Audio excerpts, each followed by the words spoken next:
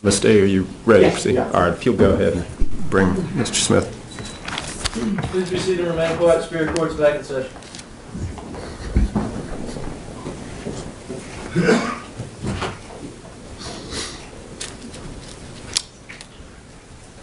All right, Ms. D.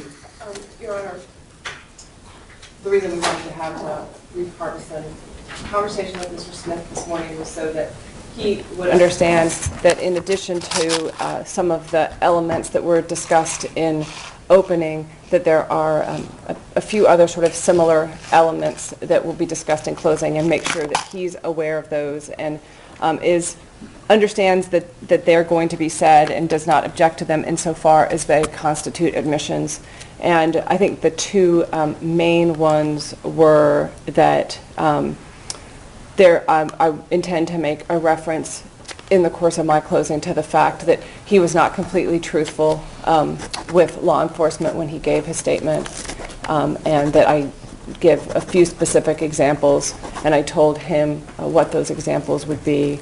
And I also will make some reference to the fact that based on Melvin Brown, Terrell Williams, knowing that his father had kicked him out of the house and that he had a young son, is reasonable for the jury to assume that they did have some sort of conversation at some point when they were housed together. So those were the two sort of specific items. In addition to items that we had discussed pre-opening. All right, very good. If I may, I'd like to make an inquiry of your client with respect to these matters. So, Mr. Smith, I want to have a conversation with you about these matters that your attorney just discussed with me, as well as matters I discussed with you prior to the opening statements in this case. First of all, do you understand, sir, that you do have the right to remain silent? Anything you say can be used against you?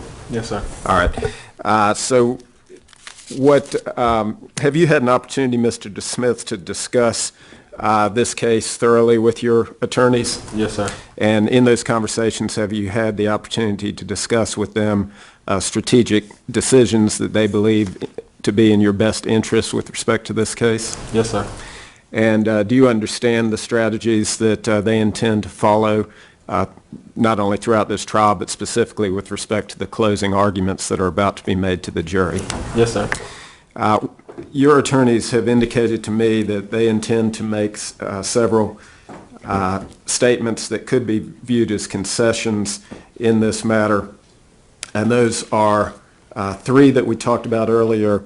One, that you were involved into breaking into cars on May 13 and perhaps the early morning hours of May 14 in the vicinity of the crime that was committed that is the issue of this case.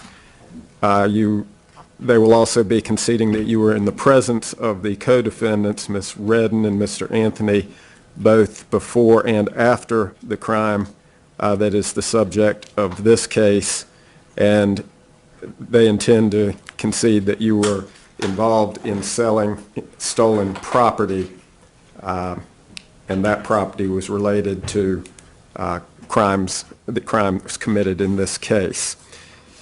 They have also indicated to me in the closing arguments that the attorneys intend to concede that you were not completely truthful with law enforcement officers when you made your statement to, I believe, Detective Gibney, and that you are also going to concede that you did have conversations with Melvin Brown while you and he were housed together in the Wake County Jail. Do you understand all of those things I've just described for you, sir? Yes. All right. And do you understand, sir, that it is the obligation of the state and the burden on the state to prove each element in this case beyond a reasonable doubt? Do you understand that? Yes, sir. And do you understand that if your attorneys concede these facts that I just went over with you to the jury, then the jury can accept those as true? Do you understand that? Yes, sir. And you understand that in effect relieves the state of its burden of proving each of these things beyond a reasonable doubt? Do you understand? Yes, sir. Do you specifically consent to your attorneys adopting this strategy that I've just described to you? Yes, sir. All right. And you've had ample time to discuss this strategy with your attorneys, is that correct? Yes, sir. All right. Very good. Anything further, Ms. Brown? Mr. Keating, Mr. Waller? Yes, sir. All right, I'm going to find that Mr. Smith understands that these concessions are going to be made, that he has had the opportunity to discuss them with his attorney, and that he voluntarily consents to his attorneys adopting this strategy and making these concessions as part of the closing arguments that are to be made in this case. All right, very good. Let's go ahead then and bring the jurors in.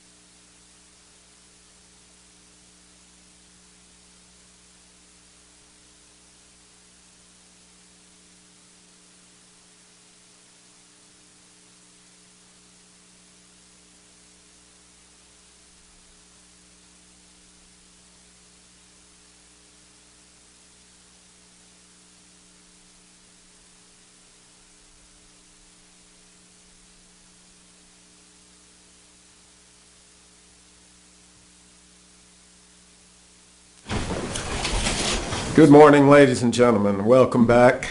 Thank you all for arriving promptly, so get underway, and appreciate your patience this morning. Hopefully the weather did not cause you too much distress yesterday. As I mentioned to you, all of the evidence in this case has been presented, and it's now time for the final arguments of the lawyers. At the conclusion of these arguments, I will instruct you on the law in this case, and you'll then be taken to the jury room to begin your deliberations. The final arguments of the lawyers are not evidence, but they are given to assist you in your evaluation of the evidence. The lawyers are permitted in their final statements to argue, to characterize the evidence, and to attempt to persuade you to a particular verdict. It is improper for a lawyer in a final argument to become abusive, to inject personal experience, or to express a personal belief as to the guilt or innocence of the defendant, or to make an argument on the basis of matters outside of the record of this case. A lawyer may, however, on the basis of the lawyer's analysis of the evidence, argue any position or conclusion with respect to a matter in evidence or at issue. Now, if in the course of the making of a final argument, a lawyer attempts to restate the evidence and your recollection of the evidence differs from that of the lawyer, you're to be guided exclusively by your own recollection of the evidence in this case. Now, in this case, we're going to hear the first argument on behalf of the defense through Ms. D. Then we will hear the argument of the state through Mr. Waller, and then we'll hear the final argument on behalf of the defense through Mr. Brown. Ms. D.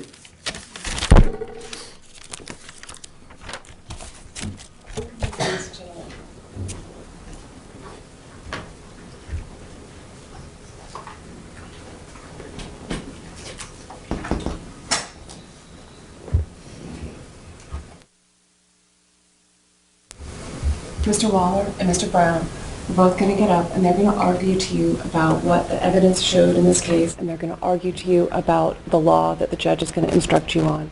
And they are going to ask you to consider the evidence and the law in a way that they hope will urge you to find this case in the favor of the state of North Carolina or Travion Smith. Before they do that, I wanted to take a few minutes to talk to you about some facts in this case and some of the evidence in this case that neither side can do anything but accept as true. So what are some of those facts? This was a brutal and senseless murder. Melissa Huggins-Jones was beaten to death in her bed over some stuff, over some meaningless stuff. And Hannah had to find her mother in that bloody bed, and Hannah and Noah and everyone else that loved Melissa had their lives torn apart by this murder. Those things are true.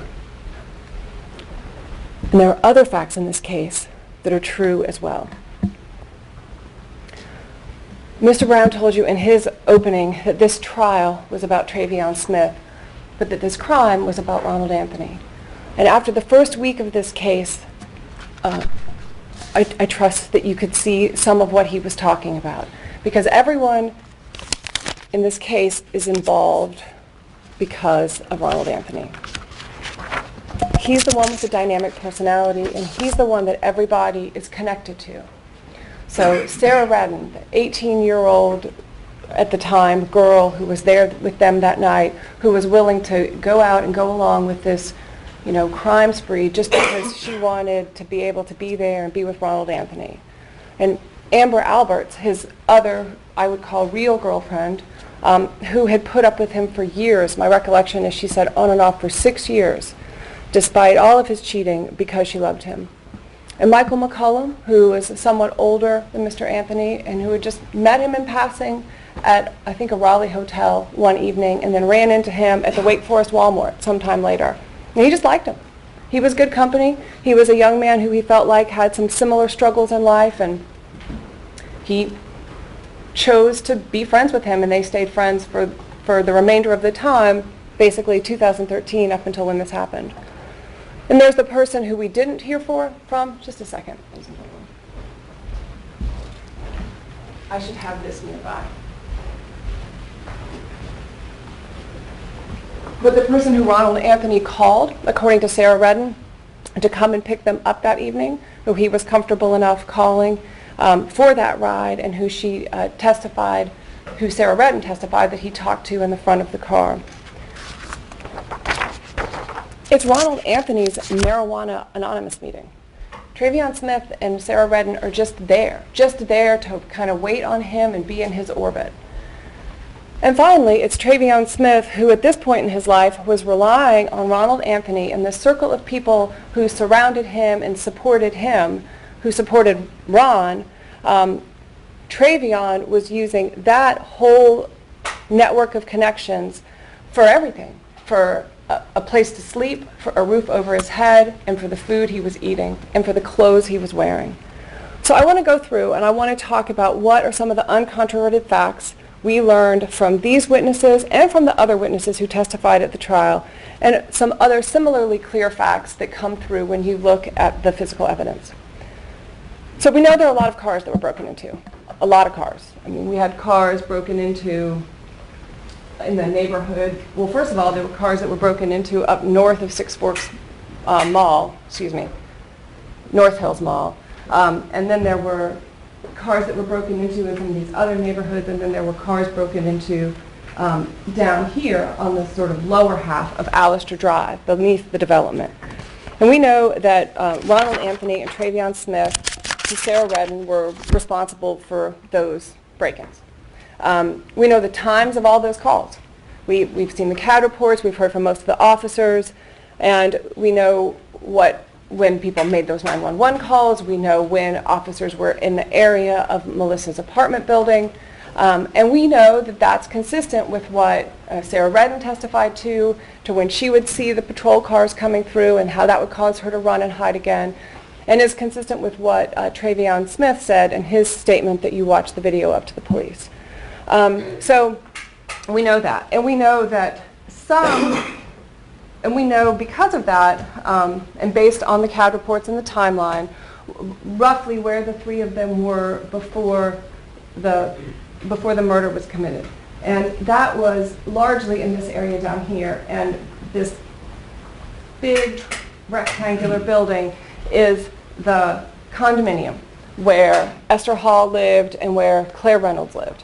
And that's the condominium building that has the gated parking underneath. So if you pull in from the back, right here, you're facing, so you can see that that road seems to continue, and where it continues is under the building through that gate.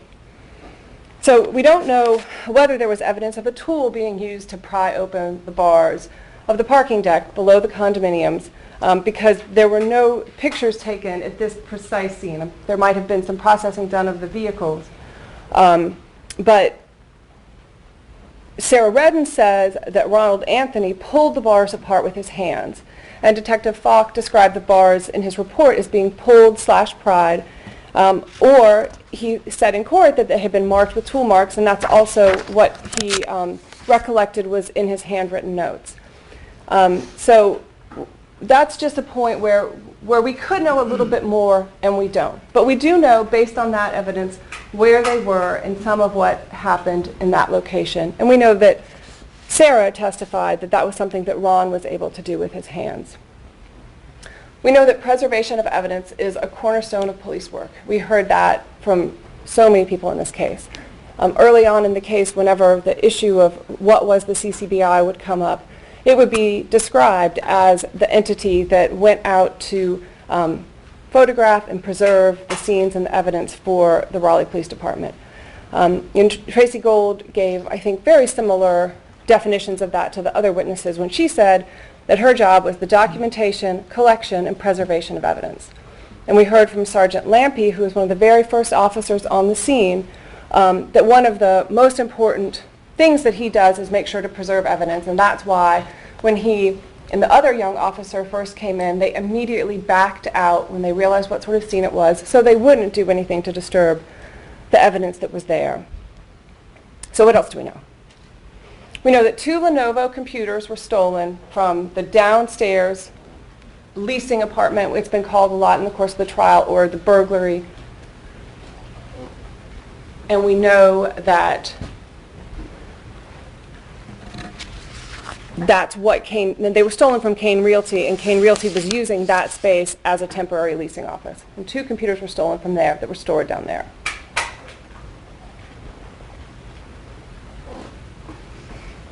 The computers were kind of the key over the course of the investigation and the course of the trial, because the computers are what led the police to Michael McCollum, and Michael McCollum is what essentially led the police to the other evidence and to the other witnesses that they interviewed.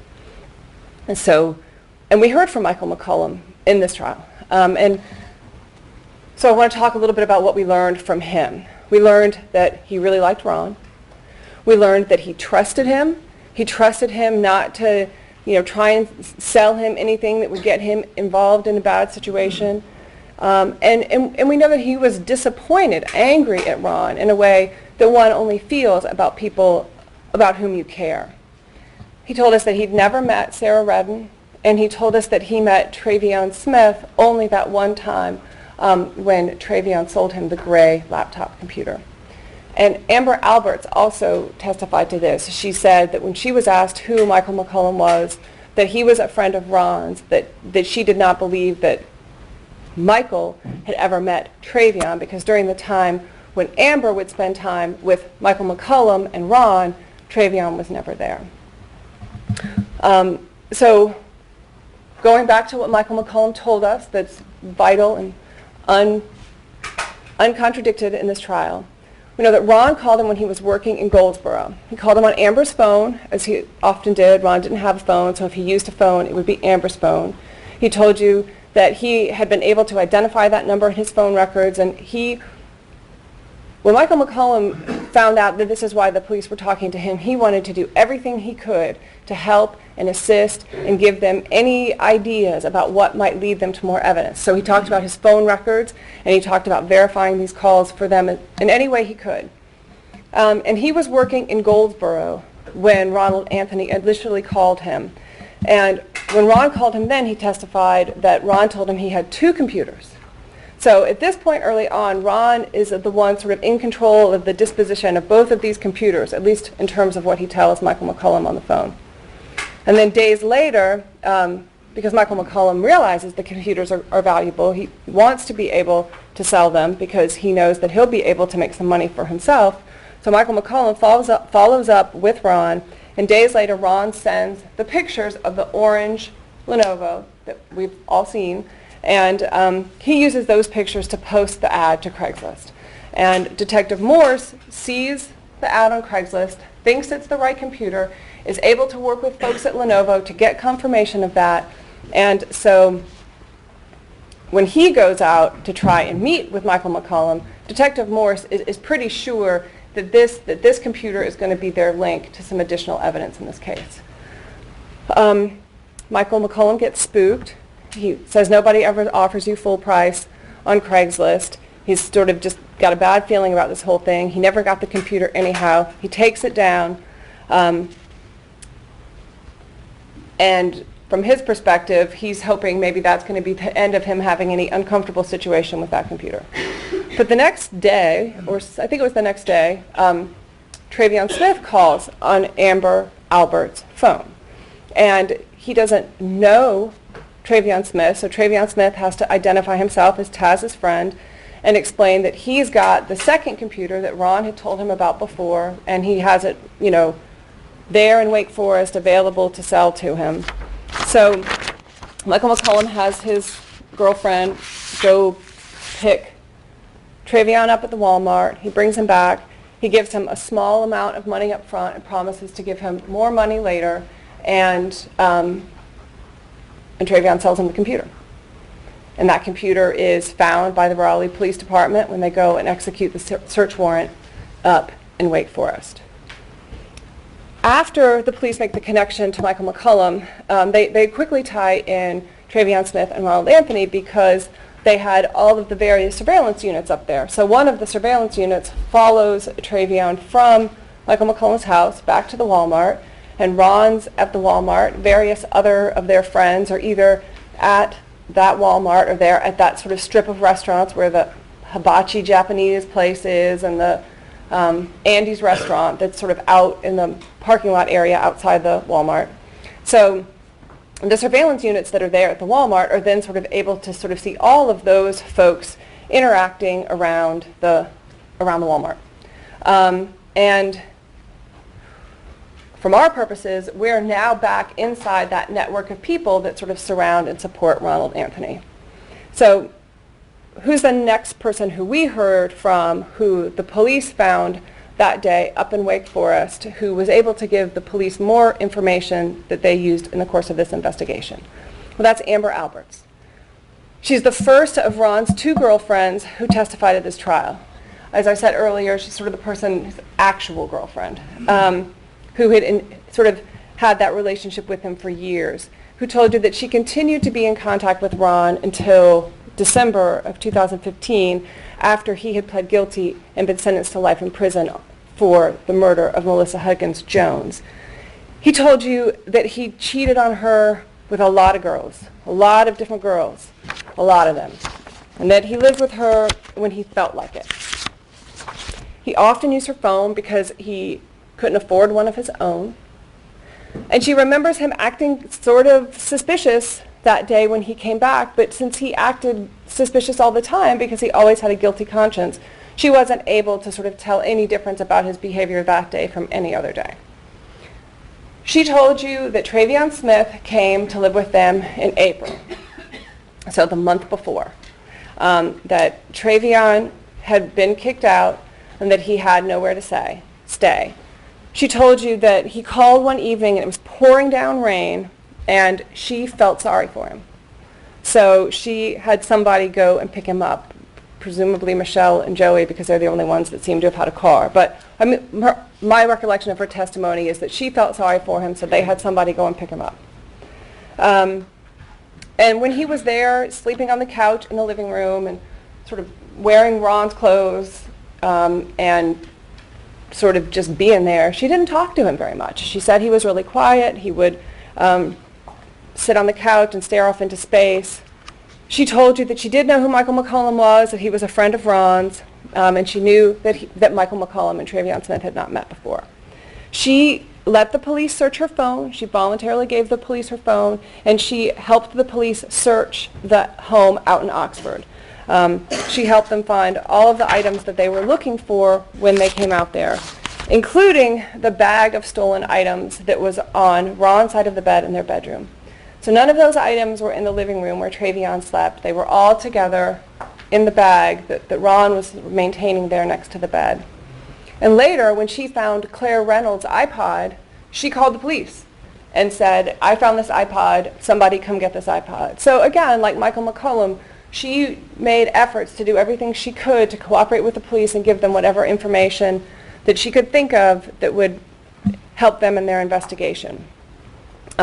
She told us that after Ron was arrested, he wrote to her and asked her to destroy the clothes that were still up there at the Oxford home. Of course, the clothes had already been taken by the police, but she lets you know that he was still concerned about that and writing to her about that after his arrest.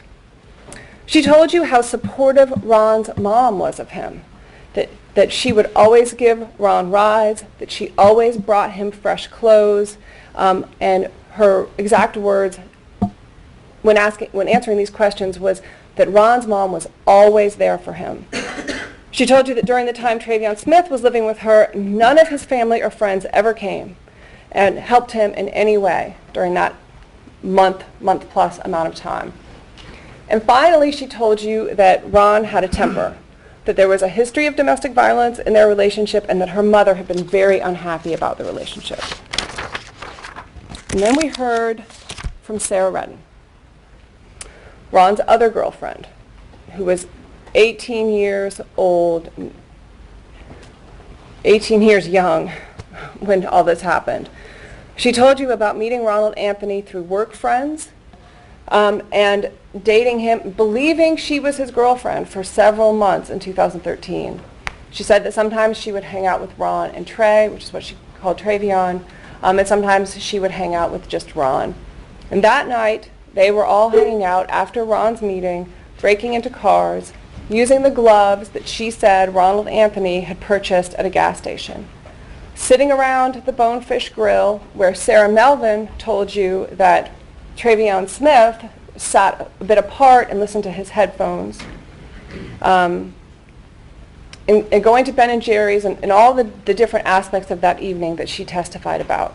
Now, according to Sarah Redden, at one point that evening, Ronald told her to wait here. And according to her, that was in this building where one of the witnesses has, perhaps Sarah Redden, placed this silver thumbtack, which is next to the building with the blue thumbtack, which is where Melissa Huggins-Jones was living.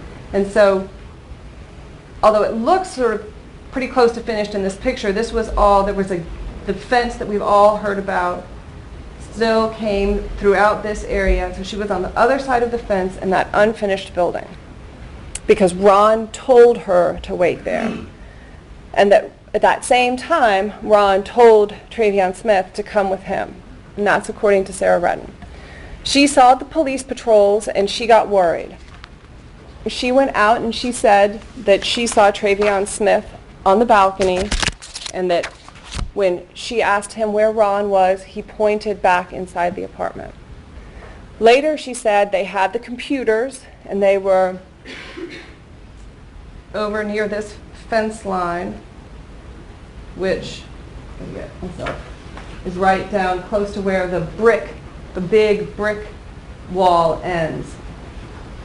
That's close to the area that everyone has testified about there. And that they were pouring water over their hands. Ronald Anthony told her to jump the fence and told her to hold the bag while he jumped the fence. He told her to hold on to an iPhone while he was jumping the fence, and then he told her to give the iPhone back. Ron used her phone to call someone to come and pick them up and give them a ride. And let's talk about where they sit in the car. When this person comes to pick them up at North Hills Mall, Ronald Anthony is in the front passenger seat next to the driver. And Sarah Redden is in the back passenger seat behind the driver. And Travion Smith, as tall as he is in the middle seat in between Sarah Redden and the baby seat. That is not the position of privilege in that car ride. What other things does Sarah Redden tell us about the car ride? She said that Ronald Anthony was in the front seat talking to Reese. They talked about different things, and while they were talking, she said that Ronald Anthony showed Reese two things. He showed him a bloody knife and an iPhone. She told you that Travion Smith did not talk during the car ride, and she thought she saw him look down at something on his shirt that she thought was specks of blood. She told you that Ronald Anthony had all the money, because she told you that Ronald Anthony gave Reese money to buy gas for picking them up. And Ronald Anthony also gave Reese money to buy him, Ronald Anthony, a pack of cigarettes. When they get to the hotel later, Ronald Anthony pays for that hotel room with cash, and Ronald Anthony goes out while they're in the hotel room to get snacks for everybody. Sarah Redden makes it clear by telling you all those things that she and Travion Smith never had any money that night. When they get to the club, because that's where Reese takes them, Reese had borrowed his girlfriend's car, I think Sarah Redden told us that, and so they had to go to where she wanted her car returned, which was this club, Flashbacks, on Capitol Boulevard. So they get the ride back to the club, and Ronald Anthony changes all his clothes, and he goes inside the strip club with his friend until the strip club closes. And Travion Smith and Sarah Redden just kind of wait out in the parking lot for him to sort of come back and engage with them again. He does come out eventually and tells them that they are going to get a hotel room. They go to the Motel 6, which he registers for and pays for. Sarah Redden tells you that when they're at the hotel room, everyone's pretty quiet. The laptops are there. And Ronald Anthony wants to watch the news. And at one point, Travion Smith says to Ronald Anthony, "What the hell just happened?" Sarah Redden said Travion Smith was upset, talking about his son. And we don't know all the details, but we know that Sarah felt like Ronald Anthony was annoyed with Travion Smith. About a week later, Sarah Redden still wants to hang out with Ronald Anthony. She still wants to be his girlfriend. And so after this night, so she goes with him to sell the orange laptop to Julius Bumpers. She told you about how her relatively short relationship with Ronald Anthony turned ugly over the time they were together, that he would hurt her and leave bruises, and that she was afraid of him. She said he liked to be the one that was in control of everything. Mr. Waller asked her a question in an effort to sort of separate out sort of her relationship in regards to Mr. Anthony and Travion's relationship to Mr. Anthony. And she said something very interesting. She said that Travion did what Ron told him. Sarah told us a little bit about what happened at Ben & Jerry's. But we learned a lot more about what happened at Ben & Jerry's from Amy Radley, who was the manager of the Ben & Jerry's at the time. We learned that Sarah Redden and Travion Smith were filling out job applications. They were actually filling out job applications. They were loud. They were disruptive. They were having a disagreement, according to Amy Radley, about a question on the back of the form about misdemeanor convictions. So she told them, "Don't bother filling out these applications. I'm the manager. I'm not going to hire you." And how did they react when being sort of confronted in this way from the manager at the Ben & Jerry's? They were quiet. They didn't say anything to her. They left. And then later, when someone pointed her out to Ronald Anthony came into the Starbucks where she was talking to a friend of hers, and she had to call security because of Ronald Anthony's treatment of her and anger about a situation that he had nothing to do with. But that's not the craziest or most interesting thing we learned about Ronald Anthony from Amy Radley. After this murder, Ronald Anthony developed a romantic relationship with one of her coworkers at the Ben & Jerry's. She told you that when he would call from the Ben & Jerry, or when he would call her from the jail, her friend who was working at the Ben & Jerry's, it was so important to this woman to talk to Ronald Anthony when he would call her on the phone, that if the coworker woman was so busy working that she wasn't able to answer the phone at that exact moment, she would pass it to a coworker so somebody else could answer the phone, and she wouldn't miss her chance to talk to Ronald Anthony that day. That tells you a lot about the kind of personality he has and the magnetism he has and how much people want to be in relationships with him and in his orbit. It also tells you a lot that Ronald Anthony realized and was savvy enough to know that if he had an opportunity to apologize to Amy Radley, he should take it. So those are some of the folks that we heard from that sort of speak to sort of what Mr. Brown said initially, that this is a crime about Ronald Anthony. But we heard from some other witnesses as well over the course of the trial. And one of them was Melvin Brown. And what to say about Melvin Brown?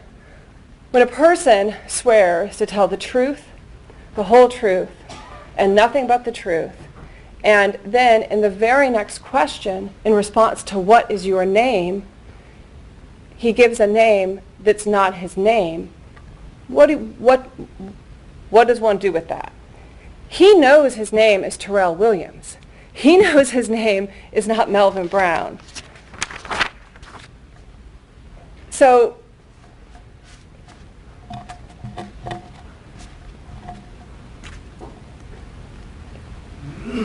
his answers have to be put in the context of realizing that he certainly is aware of, at a minimum, his actual name. Otherwise, Travion Smith apparently talked to him. He knew that Travion Smith had a son. He knew that Travion Smith's father had kicked him out.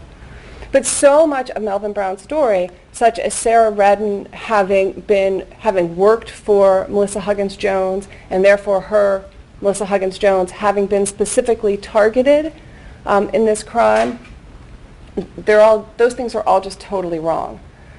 So, as you heard from the witness stand, Mr. Brown, Mr. Williams, has a huge motivation to provide substantial assistance in this case, and he doesn't really know what happened in the apartment. But he was housed with Travion Smith, and Travion talked to him about some things at some point. I submit that none of that provides anything that can be included in a list of things that we know. There's nothing about his testimony that can go on that list. And for the rest of what to do with his testimony, you will have to make the decisions that you make based on the instructions about how to judge credibility. You also heard Travion's statement to the police, and you will have to judge it with those same tests of credibility that you judge all of the other witnesses and evidence in this case. Did he tell the whole truth to the police? No. He eliminated Reese, the guy who gave them a ride, completely from the story. He insisted that they walked all the way to Capitol Boulevard. Initially, although he changes over time, he tries to say that Sarah wasn't there for parts of the evening when all the evidence that you've heard tells you that she was. But he gave a basic timeline correctly. He has everybody ending up at Capitol Boulevard and at the Super 8 at the end of the night. And he confirmed, as the other witnesses have, about when the different patrols came through and when the police were present in the neighborhood. He told you again, as everybody else has, that Ron was older and wanted to be in control. And he told the police that he called his father the next day and told his dad what happened. But the police did not feel like that. They didn't follow up on that or give it credence. But he told them that, and he gave them that opportunity to look into that further and find out more. He volunteered that he had cut his hands on the fence right where the police suspected the fence had been drawn, or the fence had been jumped. and he showed them where they attempted to take the photographs of the poison ivy on his hand as well. Finally, in addition to the witness testimony, you heard about physical evidence that was collected at the scene. And some of that physical evidence is very straightforward. You heard from Agent DeHaan, and you heard that Melissa Huggins-Jones' her DNA was found both inside and outside of her apartment. Neither side, in this case, can alter that fact, change that fact, or do anything else with that fact, because that is true. And you will have an opportunity when you go back to deliberate, spend some time with different photos. That State's Exhibit 3 is one of the pieces of evidence that was submitted in this case. And you'll be able to look and see where those different positive DNA results were found outside the apartment on both sides of either the patio or the deck.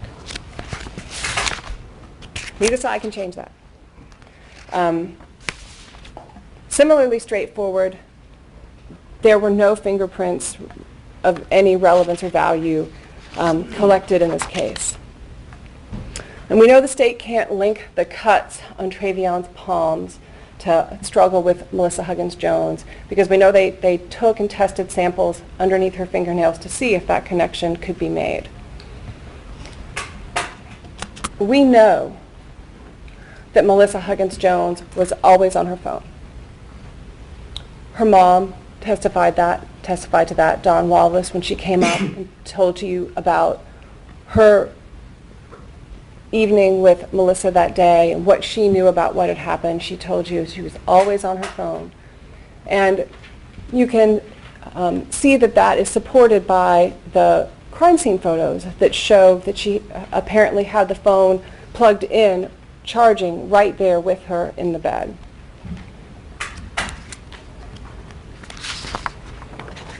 And because we can see where the phone was plugged in right there with her in the bed, you could conclude that the phone was stolen right there at the exact location where she was murdered. We know that Sarah says Ron had the phone afterwards in the car with Reese. And we have heard Travion's statement, you have heard Travion's statement where he doesn't give any information to the police about locating the phone. And you've heard Sarah's testimony on the witness stand, and she didn't have any information. She said she had no idea what happened to the phone after that evening. So Detectives Gill and Brady went out to that wooded area by the Wake Forest Walmart based on somebody's suggestion that that would be a place where they could find the phone. And having heard from Sarah Redden on the witness stand and hearing Travion Smith's statement in this case, it's a reasonable assumption for you as jurors that that information came from Ronald Anthony, which is consistent with Sarah's testimony about him having the phone after the murder and in the car, asking her to hold it and talking to Reese about it during the ride. We know there was mud downstairs in the entrance area of the leasing unit apartment. There are photos of that were published for you during the trial. And we know that there was mud. Agent Gold showed you the pillows and the exhibits that still showed the brown mud on them that had been collected from Melissa Huggins-Jones' bedroom. And you can see that mud in the photos as well that were taken of that room. And you can see on the photos that were taken of the blue shoes, the shoes that were recovered in the Oxford home, the mud that was on them in the treads on the bottom and on the top of the shoes back in 2013. And a small amount of that mud is still on those shoes today. There's no mud on the red shoes.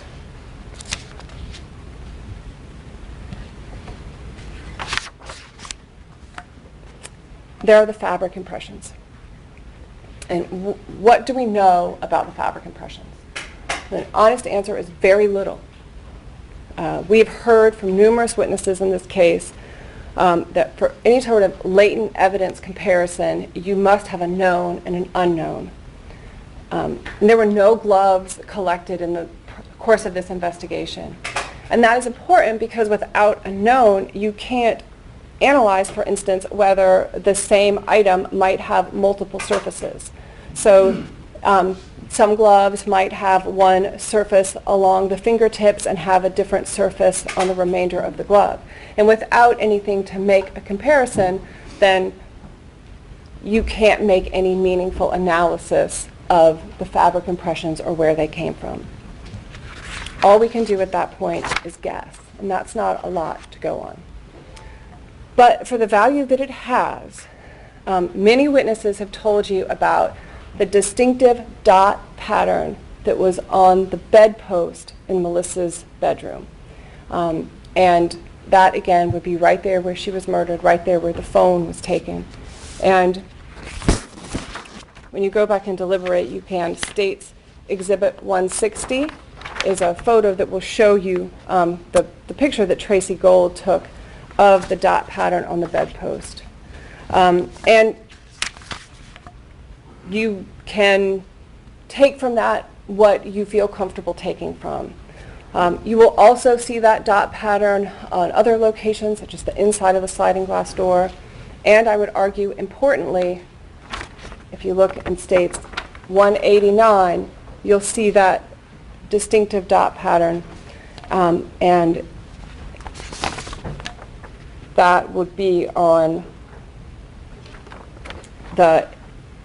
as you're facing, most of the witnesses have given evidence about the location of these different items, and I'm just showing you again States Exhibit 3 because it shows you the apartment from the parking lot side. So this is the side where you can see both the patio to the leasing office and Melissa Huggins-Jones' deck. And most folks have referred to this as being the left as you face it, which is the side where the windows were gone through to go into the leasing office, or the right side, which is the side where the dryer vent that you heard a lot about is located. And this pattern appears on the deck, on the upstairs, on the left side as you face the building. The same side where the shoe impressions had limited class characteristic similarities to the blue shoes that were collected in Oxford. And so finally, there are the footwear impressions. And more than anything with the footwear impressions, I would just stress that when you look at the diagram that Agent Davis provided for you as part of her PowerPoint, and you look at where the conclusion of limited association of class characteristics lies on that chart of the different conclusions a footwear examiner can reach, it is just one notch away from a completely neutral position where an analyst would not be able to tell you anything about the footwear impressions. So I would just ask, as you're looking at that, just because they're visual and you can hold them, don't give them more weight than they warrant. Otherwise, I would say that for the limited value that they hold, it would be helpful if Agent Gold had preserved the footwear impression that was in Melissa Huggins-Jones' bedroom at evidence marker 4, so inside her bedroom and behind the door. Both Agent Gold and Agent Davis, so Agent Gold who processed the scene and Agent Davis who did the analysis of the footwear impressions, told you that it's extremely difficult to capture that type of impression in carpet, even if it's new carpet. But Agent Ferran in the downstairs leasing unit apartment, she managed to capture 7 of them, actually cut out and preserve 7 of them. And she also took very comprehensive photographs of all the impressions that she saw downstairs. She told in her report that she had detailed the fact that she used a hardening agent on them before she cut them out, and she testified that yes, there are boxes of all sizes available there at the scene, and that her practice is to put the evidence in an evidence box at the location that she's processing, not to put it in a paper bag and to transfer transform it into something else when you got back to the lab later.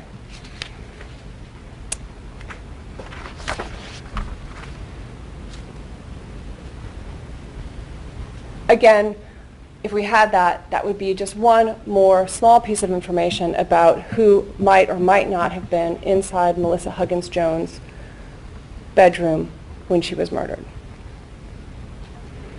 As much evidentiary assistance as the footwear impressions provide, they invite questions as well.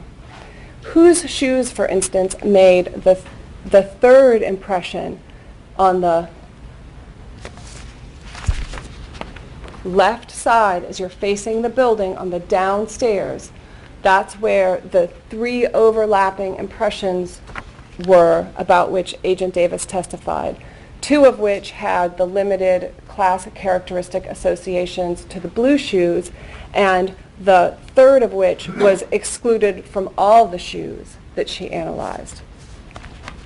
So the question then becomes whose shoes were those? It's a brand new building, and people do not often walk on handrails, so it's not a sort of heavy foot traffic area, and yet in that fairly pristine railing there is at least one completely unexplained footwear impression about which we have no idea. As you listen to the arguments by Mr. Waller and Mr. Brown, please keep these facts in mind, along with everything else you remember and you know to be true from the evidence that you heard at this trial. Thank you very much. Thank you, Ms. Davis. We'll take a 5-minute recess. Members of the jury, I suggest you just go into the deliberation room, relax for 5 minutes, and then we'll resume with the next argument from Mr. Waller. While you're in there, please don't form or express opinions or discuss the case among yourselves. Please leave your notepads in your chairs. Everyone else, please remain seated.